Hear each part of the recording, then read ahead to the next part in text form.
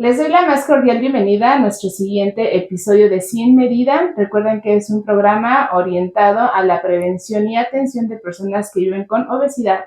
Y en esta ocasión tengo a una experta en el área de psicología, que es la doctora Patricia Balcázar Nava, una investigadora de la Universidad Autónoma del Estado de México, que nos va a brindar algunos consejos sobre el amor propio y el autocuidado, que no solamente está enfocada en las personas que viven con sobrepeso y obesidad, sino también para el público en general. Así que, doctora, bienvenida. Muchas gracias por participar en este proyecto. Al contrario, muchas gracias por la invitación. Muy bien. Bueno, lo primero que quisiera preguntarte es, ¿qué es ese amor propio? ¿Cómo lo pudieras definir? Bien, el amor propio, que en psicología nosotros llamamos autoestima, es ese grado de valoración que tenemos hacia nosotros mismos. En determinado momento, incluyendo la parte del aspecto físico, las características de personalidad, todo tu contexto social, familiar, que de alguna forma suman para que tú tengas una valoración y que, digamos, te adjudiques una calificación a ti misma, que puede ir variando dependiendo de las circunstancias, pero que pues es importante para poder nosotros establecer relaciones con otros, porque si tú no tienes una valoración adecuada de ti, seguramente tus relaciones y tu espacio de interacción va a ser un tanto complicado.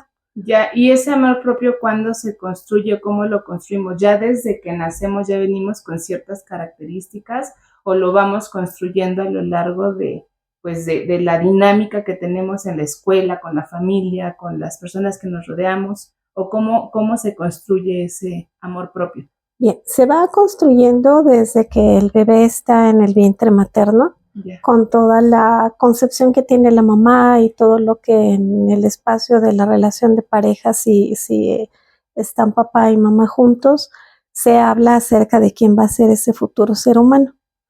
La familia, los papás aportan la parte del soporte emocional y de alguna forma nos van conformando esa noción de quiénes somos, de las competencias que tenemos, de el lugar que vamos teniendo dentro de una familia. Y bueno, a esto contribuye el resto de la familia, si la familia está integrada por hermanos, posteriormente el contexto de la escuela, si el niño acude a la escuela, con todo lo que en la escuela le dicen acerca de sus competencias, de sus errores, y en sí todo el ambiente va contribuyendo a que se vaya conformando esta valoración que vamos teniendo. Claro, esta noción. Entonces no va a depender solamente de mí como persona, sino al final de ese entorno en el que tú pues vives y te desarrollas a lo largo de tu vida. Sí, exactamente, la familia, los pares, los hermanos, la familia es la que va contribuyendo y poco a poco esa autoestima como que se va interiorizando de tal manera que en los primeros años es más externa y poco a poco conforme nosotros vamos quedándonos con eso que nos dicen que somos o que no podemos llegar a ser, esa voz va resonando en nosotros y después ya es algo como más personal. Entonces, ¿autoestima y amor propio es lo mismo? Podríamos decir que sí tienen como esa connotación similar. Perfecto. Y ya particularmente en el caso de personas que viven con sobrepeso u obesidad, ¿en dónde empieza a mermar ese amor propio o en dónde empiezan a tener pues una baja autoestima o una alteración en esa percepción o en esa concepción? Bien, la autoestima está constituida por varias partes. Digámoslo así, que está la parte biológica, la parte del yo corporal, la parte del yo social, la parte del yo laboral o académica. Y en la parte del yo corporal, pues inicialmente nuestra constitución que se va dando desde los primeros años, los hábitos alimenticios, nos van conformando un yo corporal.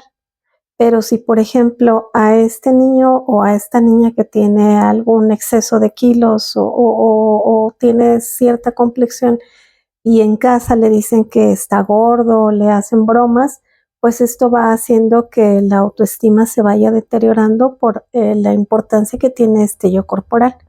Y poco a poco esto lo va introyectando y entonces se puede dar un punto en donde este niño o esta niña empiezan a tener una distorsión corporal y esto va haciendo que la autoestima de lo corporal impacte en otras áreas. ¿Por qué? Claro. Porque ya no quiero salir con las demás personas, porque tengo dificultades en las habilidades sociales, porque a lo mejor no quiero exponerme a una relación de pareja donde me digan que estoy gordo o gorda o que no les guste mi cuerpo. Y esto poco a poco va haciendo como una bola de nieve, un efecto de bola de nieve que hace que mi autoestima está deteriorada por la parte física y entonces en consecuencia me descuido o a lo mejor dejo de seguir cierto régimen alimenticio, empiezo a tener cambios corporales y este yo corporal que no me gusta hace que mi autoestima vaya mermando y es como pues un efecto que es como circular. Uh-huh. Sí. Porque realmente, por ejemplo, en consulta es común que, bueno, se acerquen con los nutriólogos y les hacemos una prescripción, pues, del plan de alimentación. Uh-huh. Pero ahorita con lo que escucho, si no tienen bien construida esa autoestima, ese amor propio, pues no se va a mantener a largo plazo o no van a tener una adherencia, ¿no? Sí, la parte del yo físico va a tener una importancia crucial. De hecho, es como una de las grandes quejas de la gente que tiene esta dificultad, ¿no? Me siento mal, hay gente que, por ejemplo, dice es que me veo asqueroso, no me gusta cómo soy, y como que llega un punto en que esa parte hace que algo se detone para que la gente tenga el deseo de cambiar. No sé, a lo mejor el que alguien se interese por ti y que tú quieras hacer ese cambio para poder estar con esa otra persona, pero sí es bien importante y sí es como un factor que siempre se va a jugar en la obesidad, esa parte de la autovaloración que tenemos. Claro, y yo creo que eso es una invitación para nosotros como profesionales, para las personas que viven con obesidad, en donde pues reflexionen, ¿no? Que quizá el tema de no seguir el plan de alimentación o la prescripción del ejercicio no se debe a una falta de voluntad o a una cuestión totalmente personal, sino que quizá hay algunos otros factores que también se pueden atender, como es el caso de la autoestima. Sí, de hecho parte del plan de un trabajo en la parte de la obesidad pues está relacionado con un trabajo psicológico importante, porque tú puedes pensar en atender la parte del control de peso, llevar una alimentación, pero mientras no atiendas la parte personal y a veces esos factores personales que detonaron que una persona suba de peso, no vas a tener un efecto deseado o un efecto del todo exitoso. Claro. ¿Por qué? Porque habrá gente que esas variaciones de peso y esos cambios en la autoestima están relacionados con episodios de crisis o situaciones que les tocaron vivir y que repercuten en el peso. Por supuesto. Y a veces pues es frustrante tanto para ellos como para nosotros, porque tú calculas perfectamente todos los elementos del plan de alimentación, pero pues la persona no tiene esta base, este pilar, como ya lo comentabas. Si pudieras así enumerar o describir a una persona con baja autoestima, ¿cómo lo externa o cómo sabemos reconocer este punto? Bueno, yo creo que algo importante es cuando tú le pides que se describa qué te dice acerca de sí mismo. Una autoestima balanceada te habla de saber cuáles son nuestras cualidades y las cosas que tenemos que atender o lo que es negativo. Cuando estamos con una autoestima deteriorada, obviamente que lo que vamos a escuchar es una serie de afirmaciones o de etiquetas negativas. Soy de lo peor, no me gusto, soy flojo, etcétera. Entonces vamos a encontrar como característica una autodefinición negativa. Yeah. Y si tú le aplicas, digamos, una prueba donde le digas del 0 a 10 qué tanto tú te quieres, y a lo mejor esa gente te dice pues un 6 o un 4, ¿no? Entonces ahí tenemos otro indicador. Y otra cosa importante es que es esa persona que prefiere anteponer sus necesidades a las necesidades de otro. Yeah. Y no sabe decir que no porque a lo mejor le da pena quedar mal con los demás o quiere hacer favores para que los demás le tomen en cuenta, y entonces vamos a ver que pues va por la vida ayudándole a todo mundo, pero cuando le toca que le ayuden no es capaz de pedir ayuda o prefiere arreglársela solo. Claro. Entonces ahí vemos como estos indicadores. No prioriza sus necesidades por las circunstancias externas y bueno, ahí va de la mano mucho con el autocuidado, ¿no? Exacto. Sabemos, y bueno, creo que es algo bien reconocido por todos, que cuando tenemos alguna situación de enfermedad o alguna complicación, pues lo básico, ¿no? Come bien, hace ejercicio, duerme bien, etcétera, que son algunos aspectos del autocuidado. Sí. Pero si tu autoestima, ahorita, bueno, recordando un poquito el término, creo que no es correcto decir autoestima baja, ¿verdad? Ahorita que estoy recordando. Sí.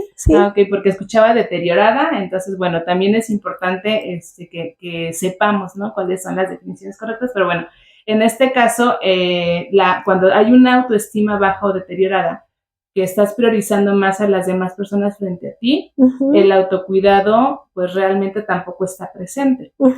¿No? O sea, por ejemplo, si tú tienes a lo mejor el ánimo o las ganas de salir a caminar, pero te piden algo o tienes que cuidar algo, hacer algo, obviamente no le estás dando esa prioridad a tu autocuidado. ¿Ahí qué sucede? O sea, ¿de qué manera nosotros podemos voltear a ver esta cuestión del yo, pero sin caer en el otro extremo? Porque también entiendo que pues el otro extremo de una autoestima muy alta, pues tampoco no es tan adecuada. No sé ahí cómo lo pudieras. Sí, sobre todo porque una sobreevaluación a veces te da a entender que la persona como que está en otra dimensión o que no alcanza a entender que también tiene errores o que a lo mejor como no es lo mejor, y en ese tipo de casos también tenemos una inadecuación de nuestra percepción de nosotros porque como que pensamos que somos más. Entonces, por eso hablaba como de esa autoestima balanceada, donde tampoco se trata de que siempre seas tú. Habrá ocasiones en las que tengas que atender a, no sé, necesidades del contexto, pero sí es muy común que cuando tenemos esa autoestima baja, la persona prioriza lo de afuera o lo de otros, y por ejemplo lo podemos ver desde no tener tiempo o de no hacernos un tiempo para preparar nuestros alimentos o para hacer ejercicio, para descansar o para consentirnos de alguna forma. Y en estos pacientes con estas dificultades de la alimentación es bien importante que trabajemos en esta parte de si no te ves a ti mismo, no lo va a hacer nadie y nadie te va a dar el tiempo ni nadie te va a ayudar en el plan. Y es bien importante que veamos qué está pasando en esta parte de las prioridades. Y esto también es una cuestión cultural, que como mexicanos pues realmente no priorizamos el autocuidado, no priorizamos nuestra autoestima de manera balanceada. ¿Es cultural? Sí, yo creo que mucho tenemos, ya lo decían algunos autores como Rolando Díaz y Rogelio Díaz Guerrero, que el mexicano tiene una particularidad que como que somos muy serviles, muy de ayudar a los demás, pero poco vemos por nuestro entorno. Creo que las generaciones nuevas están haciendo ese cambio, ya los veo más asertivos, pero aún así es muy común que cuando tenemos un ambiente obesogénico, la misma familia o el mismo ambiente contribuye a que esa persona no haga cambios o a que no se priorice sobre ella misma, y que cuando empieza a hacer cambios, el mismo ambiente le lleva como a tratar de no te muevas o no hagas estos cambios, porque a veces como que es parte de ese mantener esa familia en cierto, digamos, equilibrio, el que tú seas el gordito, que seas el sintomático, y entonces ahí también hay que trabajar a nivel de la familia, porque a veces ellos son los que ella no se puede ir de la casa porque ella es la que va a cuidar a los papás cuando ellos sean grandes, y entonces pues de alguna forma inconscientemente no nos conviene que ella se cuide porque se nos va a ir de la casa y quién nos va a cuidar, ¿no? Tenemos de ese tipo de casos de familias que contribuyen mucho. Y como comentamos, pues sí es una cuestión cultural porque todavía como mexicanos la familia es una parte pues muy importante en donde pues estás reunida pues con esas personas que te rodean, en donde te toca cuidar, como dices, a la mamá, a la abuelita, al hermanito y demás, y pues es un círculo vicioso, ¿no? Al final, porque aunque nosotros como profesionales podamos prescribir X o Y tratamiento, pues a veces la otra cuestión pues se puede ver un poco con esa barrera para poder seguirlo. Ahora, de manera muy puntual, bueno, no sé, pero no creo que sea tan sencillo siempre mantener la autoestima balanceada. No sé tú cómo lo piensas o qué consejos muy puntuales les pudieras brindar a las personas. ¿Cómo lograr ese justo medio? ¿Cómo lograr ese justo medio? Yo creo que tiene que ver con un autoanálisis y te decía, es muy curioso cómo llega un punto de quiebre donde la gente dice, bueno, hasta aquí yo tengo que hacer cambios favorables por mí mismo, quizá pase algo en el exterior que favorezca que tú quieras hacer esos cambios. Y yo siempre he pensado que lo importante de cualquier proceso de cambio es que avancemos poco a poco, que nos tracemos metas muy concretas y pequeñas para ir avanzando poco a poco, para que esto no te lleve a frustrarte si no las cumples. Porque parte de lo que pasa con la autoestima es que si yo no cumplo con una meta, me frustro y me siento más mal porque soy incompetente, porque no puedo. Entonces creo que tiene que ver con trazarnos metas pequeñas, con ir haciendo como una línea de una historia de vida donde tú vayas viendo el recorrido. Por ejemplo, no sé si tú tienes fotos de cuando tenías cierto peso y te ves ahora y te ves diferente, pues a lo mejor eso constituye un motivador para poder seguir haciendo cambios, porque es muy curioso cómo el mismo ambiente te va jalando y si nosotros, retomando lo que tú comentabas de la cultura, nuestra cultura es muy obesogénica porque está centrada en la comida. Para fiestas, cualquier evento, fiestas, reuniones, una muerte, un festejo. Y mucho de lo que compartimos nosotros con la comida es ese cariño que le tenemos a los otros.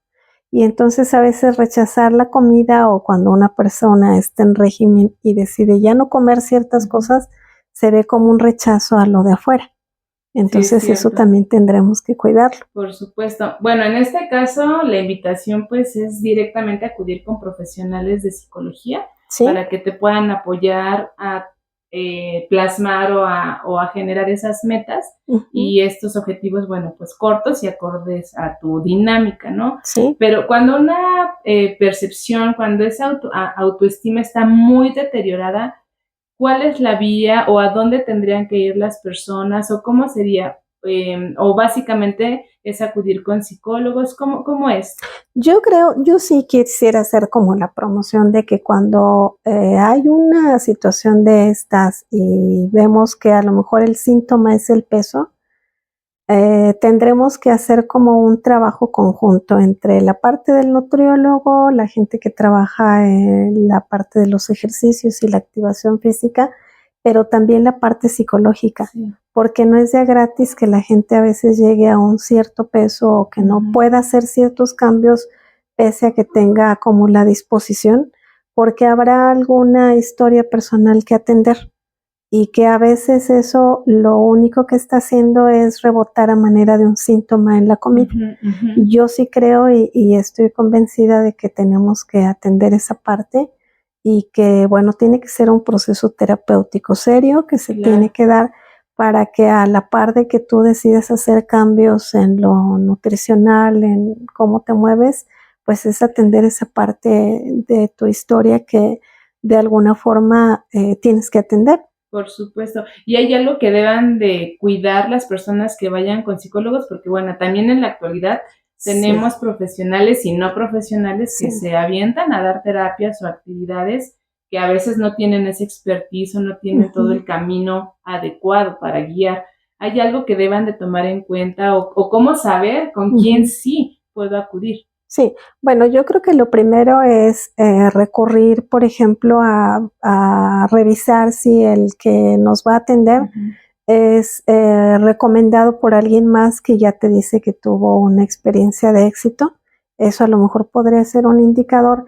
Y lo otro es revisar que esa persona tenga su cédula profesional y que además de la cédula de psicólogo tenga la experiencia en psicoterapia, porque los psicólogos no estamos habilitados cuando salimos de la carrera para la psicoterapia. Entonces creo que estos son dos indicadores que yo pensaría que podemos tomar en cuenta, porque es igual que si tú vas con un nutriólogo, verificas, o con una gente que hace, no sé, cirugía plástica. Claro. Tienes que verificar que realmente sea una persona seria, que sea profesional. Si está asociado a alguna sociedad, algún grupo profesional, mucho mejor. Claro, y sí. Bueno, creo que ese tipo de situaciones te van a ayudar a que aseguremos el éxito. Porque podemos tener a gente que haga coaching o algo, pero no sabemos la formación y la trayectoria. Sí, no. No, y luego, lejos de ayudar, puede ser perjudicial. Exacto. Y bueno, ahora con pues redes sociales, con internet es más fácil poder Sí, con consultar. Doctoralia, tú vas viendo los comentarios y lo que te dice la gente. Creo que ese es un buen indicador. Por supuesto. Bueno, pues ya para ir cerrando este podcast, me gustaría que nos comentaras pues algunos aspectos de manera muy particular que tendríamos que hacer para poder construir esta autoestima o este amor propio que al final pues van a incidir en nuestro bienestar. Sí, yo creo que es importante hacer un proceso de autoanálisis y que en diferentes etapas de tu vida tú vayas viendo como que cuál es la calificación que me otorgo y cuáles son aquellas áreas de oportunidad que yo puedo encontrar para trabajar.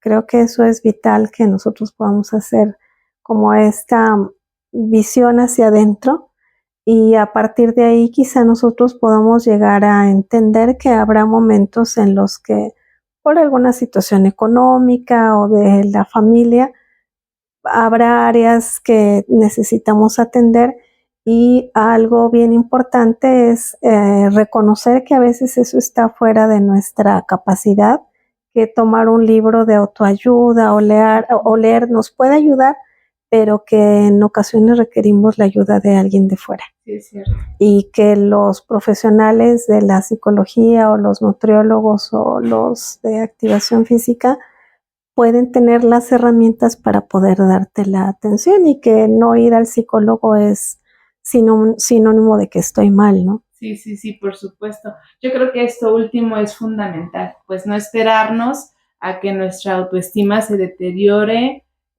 pues a tal grado que ya pueda perjudicarnos, o no esperarnos hasta el último momento. Yo creo que desde este análisis que nos comentas podemos tener pues una vía para poder acercarnos con ustedes. Pues te agradezco mucho, Pati, en verdad, por estos consejos. Esperemos que a las personas que nos están siguiendo por redes sociales pues les ayuden bastante, y lo más importante, pues consultar a profesionales de psicología capacitados con el perfil que ya nos comentaba. Muchísimas gracias. Al contrario, muchas gracias por el espacio.